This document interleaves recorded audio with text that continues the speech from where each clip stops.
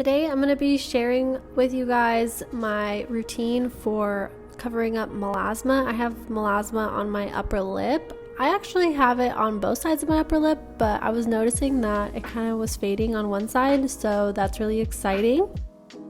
So what I like to do is take a full coverage concealer. This is the Tarte Shape Tape, and I place it on first, like the area I want to cover the most, so I put it on top of my melasma first. And then I'm gonna let that sit there for a while so that it kind of has a chance to dry. Here I was blending that in because I'm gonna do a little clear eyebrow gel, and I didn't want to like blend my concealer after that. But the rest of the concealer is just going to sit there for, you know, as long as possible, or just not until it dries, but it has a chance to dry a little bit more. That's gonna give you a little more coverage. And this is like my quick makeup, everyday makeup, where I'm not like wearing a ton of makeup because I don't like to always wear a lot of makeup. Here I was applying a clear brow gel. You can use any gel that you like. I was using the Anastasia brow freeze. I do like that, and I was noticing like how good my eyebrow came out today for some reason. Normally it doesn't come out like that. I like to do this first also to let that dry a little bit before I go in with my brow pencil.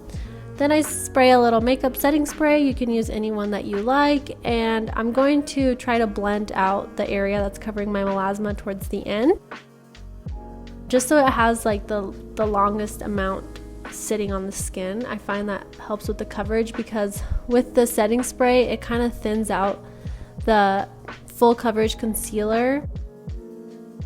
I feel like it gives a really good natural like finish, but good coverage because it is full coverage. I don't think this would work with a light coverage concealer, especially to cover up melasma. It's so stubborn. I do think you have to use a full coverage concealer mixed with a setting spray, a makeup setting spray. I think that really is key. Here I'm on the melasma. I'm gonna just stipple like really lightly to try to keep the most product that I can right there where it's concentrated on the area I'm trying to cover up. Then I just go in with setting powder. I think today I was using an e.l.f. translucent setting powder, but sometimes I use other powders, just any powder you like really. I tend to have oily skin, so I like to set with powder because I will get pretty oily later in like an hour from now. I like to add a little blush. This is my favorite blush ever, my Milani Luminoso blush.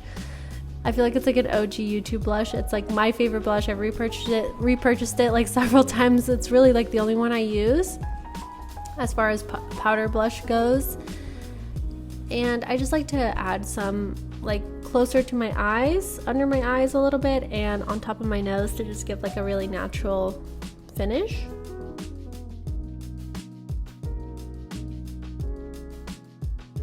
Using a quick lip liner, just a little bit. I love like a lip liner and chapstick, or a lip liner and lip gloss. Especially for like an everyday use, I'll probably just use like my CeraVe healing ointment as chapstick. But I was going to run errands, so I did put a lip gloss on this day. It was actually perfect to film this because I was in a hurry when I had to film this, so it really was like my quick makeup. And it took me total about like 10 minutes, but I can do it quicker. Actually it took me total 15 minutes, but that was like setting up my camera, bringing my makeup out to the living room, which normally I would just do it in the bathroom, but I feel like the lighting was better here. So you can do it pretty quickly. And I feel like it just makes a nice difference. It's like a natural glow. Here I was adding some eyebrow pencil to my eyebrows. This is one from NYX. I do like it. I feel like any eyebrow pencil is really good for me as long as the color works well. So you can really just use any pencil. On top of the eyebrow freeze, or like if you're using a brow gel or something to hold your brows in place before you're doing the pencil, I do think you need to use a pencil or like a brow marker. I feel like a powder might not work on top of the gel.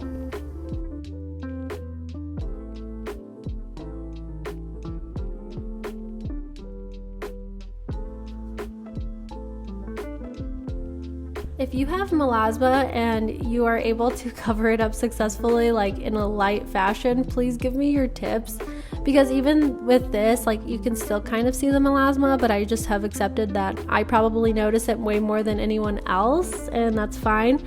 But when I want to feel like put together for the day, I like to do this routine. And I'm also not using any mascara because I don't like to wear mascara.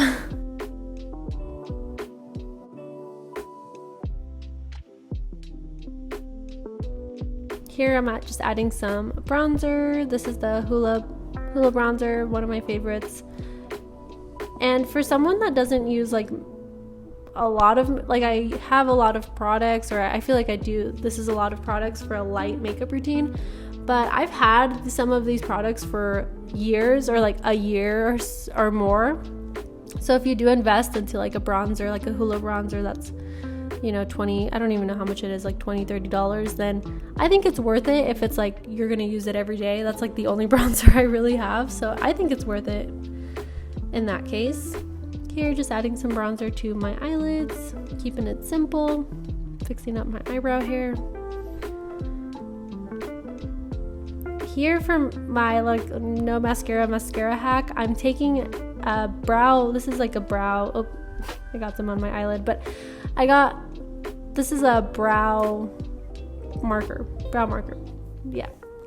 And I'm just like lightly putting it onto my eyelashes to kind of get off the foundation and powder and darken them a little bit. And then this is a hack I saw on some sort of short form content. I'm sure it originated somewhere on TikTok.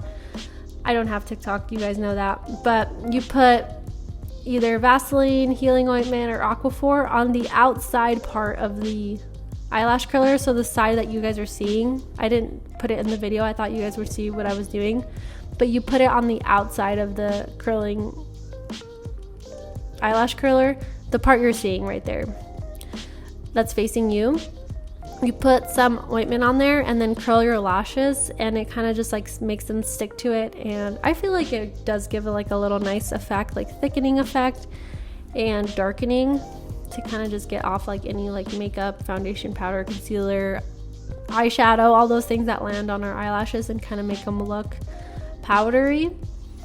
And I feel like for me, on an everyday basis, this is enough to like give my eyes definition where I'm like, okay, this is good. And this is the finished makeup routine. Again, if you guys have any tips for melasma, even to clear it up, it's so stubborn, please leave me your tips down below.